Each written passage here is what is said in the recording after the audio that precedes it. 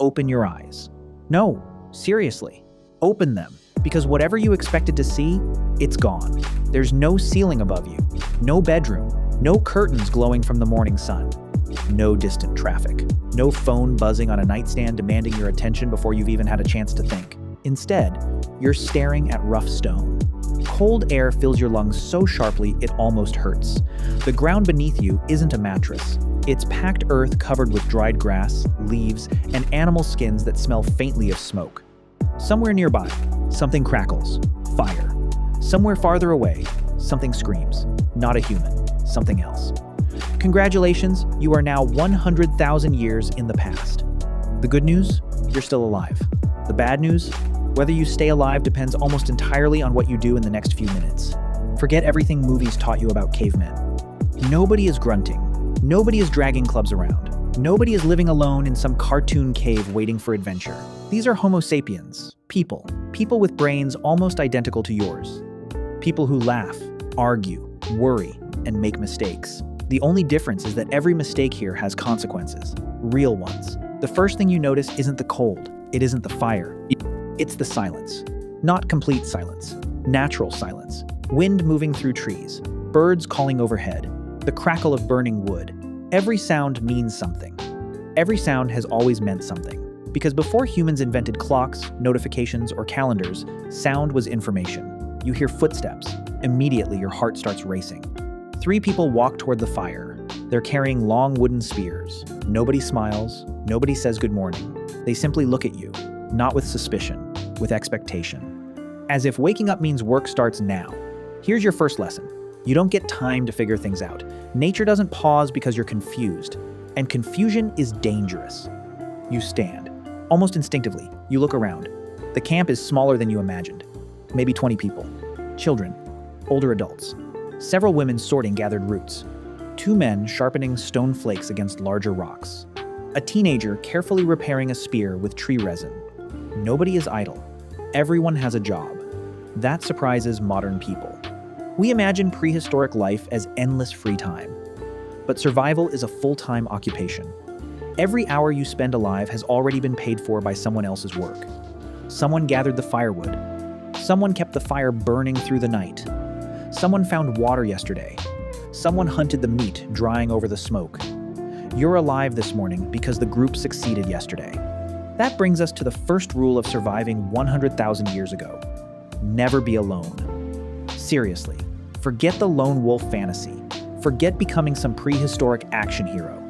A single human wandering this landscape doesn't survive for long, and evolution figured that out a very long time ago. Humans are strange animals.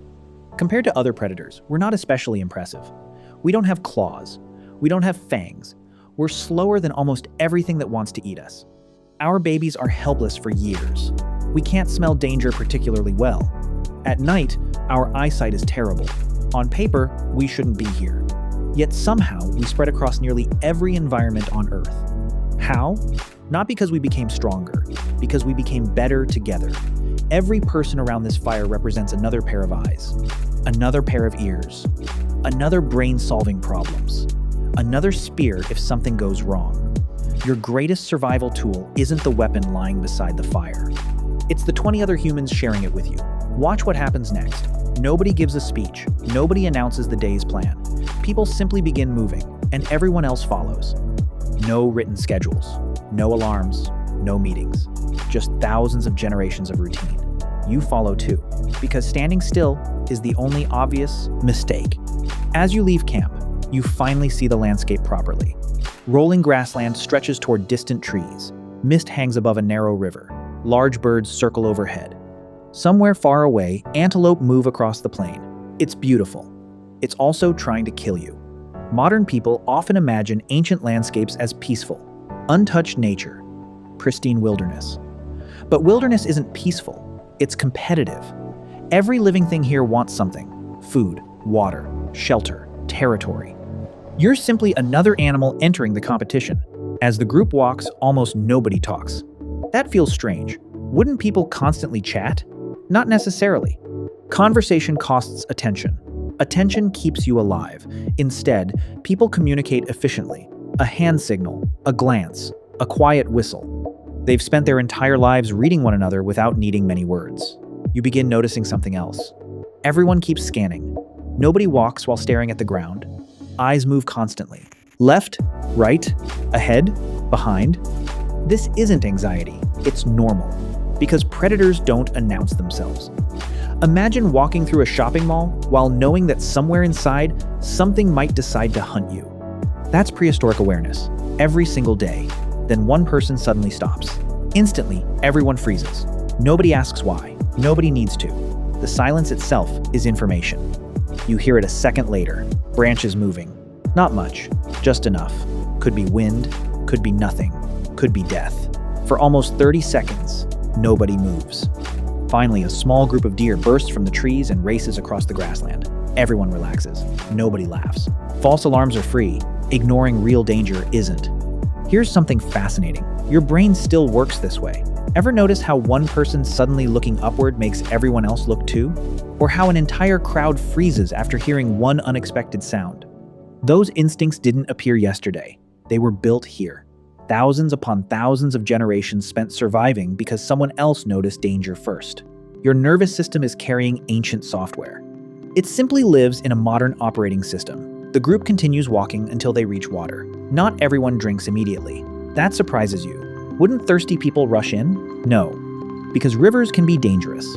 Fast currents, hidden crocodiles depending on where you live, contaminated pools, sharp rocks. Experience teaches caution. An older woman kneels first. She studies the water, she watches its movement. Only then does everyone else approach. Knowledge isn't written in books. Knowledge is people. Lose the elders and you don't just lose family. You lose thousands of memories about seasons, animals, plants, and places. That's why older adults mattered so much in prehistoric societies. Not because they hunted the most, because they remembered the most. As the sun climbs higher, the day finally begins. Some people prepare to gather edible plants. Others continue tracking animal footprints left in damp soil. Children stay close to experienced adults, watching every movement. Nobody explains survival through lectures. Children learn by copying. For years, thousands of tiny observations becoming instinct. That's how you learned language. It's how they learned survival. Now imagine doing all of this without schools, without writing, without maps. Everything your species knows exists only inside human brains. Lose enough people, and entire technologies disappear forever. That's happened many times throughout history. Knowledge is fragile. Far more fragile than we like to believe. Hours pass. Your stomach reminds you of something uncomfortable. Nobody has eaten today, and nobody seems worried.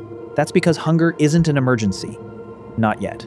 Modern humans experience hunger as inconvenience. Ancient humans experienced it as routine. Sometimes hunting succeeded, sometimes it didn't. Sometimes gathering produced plenty. Sometimes drought changed everything. Your body evolved expecting uncertainty, which is why it stores fat so efficiently. Not because evolution made a mistake, because uncertainty used to be normal. The group eventually pauses beneath scattered trees. Children begin collecting fallen branches. Adults inspect stone tools. One man carefully reshapes the edge of a flint blade with incredible precision. You watch tiny flakes flying away. This isn't primitive, it's engineering. Every strike changes the angle. Every mistake wastes valuable stone. Scientists have recreated these techniques and discovered they require remarkable planning and fine motor control. The people around you aren't surviving because they're lucky. They're surviving because they're skilled. Extraordinarily skilled. Then it finally hits you. Nobody here thinks they're living in history. Nobody knows they're ancient. To them, this is simply the world, exactly the same way your world feels normal to you. 100,000 years from now, someone may look back at your life with exactly the same curiosity. They'll wonder how people lived surrounded by highways, smartphones, supermarkets, and electric lights. Normal is always temporary. As afternoon approaches, shadows begin growing longer. People start turning back toward camp, not because they're tired, because darkness changes everything. During daylight, humans have the advantage. We see well, we cooperate well, we travel efficiently. At night, the rules belong to something else, and every person here knows it. Nobody wants to be far from fire when the sun disappears. You follow the group home. The fire is still burning. Someone stayed behind to protect it. Keeping fire alive is easier than making a new one. Everyone settles into familiar routines. Wood is added. Food gathered during the day is prepared. Children play near the adults. Conversations finally become louder. Laughter appears. For the first time all day, the camp feels relaxed. Because everyone made it back. That isn't guaranteed. It never was. You sit beside the fire and look around. This morning, these people were strangers. Now you understand something. Your greatest challenge wasn't learning how to make a spear, or identify edible plants, or build shelter. Your greatest challenge was realizing that survival has almost nothing to do with being the strongest individual. It has everything to do with becoming part of the group. One human is vulnerable. 20 humans become something entirely different. That's the strategy that eventually carried our species across deserts, through ice ages, over mountains, and onto every continent, except Antarctica. Not bigger teeth. Not stronger muscles. Each other. The sun finally slips below the horizon.